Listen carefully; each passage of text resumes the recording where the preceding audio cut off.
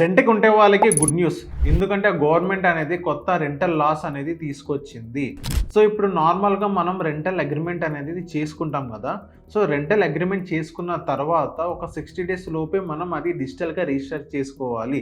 అలా రిజిస్టర్ చేసుకోకపోతే ఒక 5,000 వరకు మనకి పెనాల్టీ పడే అవకాశం ఉండిద్ది. అది స్టేట్ టు స్టేట్ అనేది అక్కడ వేరియేషన్ ఉంటది.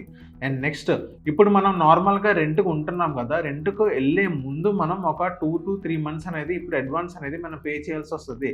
సో, ఇప్పుడు దాన్ని మళ్ళీ మార్చడం జరిగింది. ఇప్పుడు రెసిడెన్షియల్ అయితే దగ్గర దగ్గర ఒక 2 మంత్స్ మాత్రమే అక్కడ అడ్వాన్స్ అనేది తీసుకోవాలి. అదే ఎటువంటి కమర్షియల్ అయినా గానీ ఒక 6 మంత్స్ వరకు అడ్వాన్స్ అనేది తీసుకోవచ్చు. నెక్స్ట్ రెంట్ అనేది ఎప్పుడు పెంచాలి? సో, ఇప్పుడు నార్మల్‌గా రెంట్ అనేది ఒక 12 మంత్స్ తర్వాతనే పెంచాలని గవర్నమెంట్ అనేది కొత్త రూల్‌లో వాళ్ళు మెన్షన్ చేయడం జరిగింది. సో, 12 మంత్స్ ముందు పెంచే ముందు కూడా మనకి 90 డేస్ ముందు మనకి ఇంటిమేషన్ చేయాలి. ఇలా రెంటల్ అనేది ఇలా మనం పెంచుతున్నామని జెప్పేసి. సో, ఇదొక మంచి లా అనమాట. అండ్ నెక్స్ట్ మన హౌస్‌లో రెంటల్‌కి ఉండేటప్పుడు అక్కడ ఏదైనా మెయింటెనెన్స్ ఏదైనా ఇష్యూ వస్తే అప్పుడు మనం ల్యాండ్ లార్డ్‌కి చెప్పాల్సొచ్చిద్ది.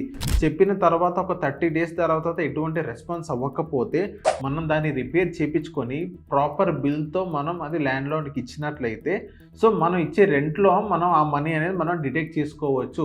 సో, ఇలా కొత్త రూల్స్ అనేది తీసుకురావడం జరిగింది. ఈ రూల్స్ అనేది ఎలా ఉందని మీరు కింద కామెంట్ చేయండి. ఎవరైతే మీ ఫ్రెండ్స్ అండ్ ఫ్యామిలీస్ రెంటల్‌కి ఉంటున్నారో వాళ్ళందరికీ ఈ రీల్ అనేది షేర్ చేయండి. అండ్ హౌస్ ఓనర్స్ ఎవరైతే ఉన్నారో వాళ్ళు కూడా ఈ రీల్ అనేది వాళ్ళకి షేర్ చేయండి. మా పేజ్‌ని ఫాలో అవ్వండి.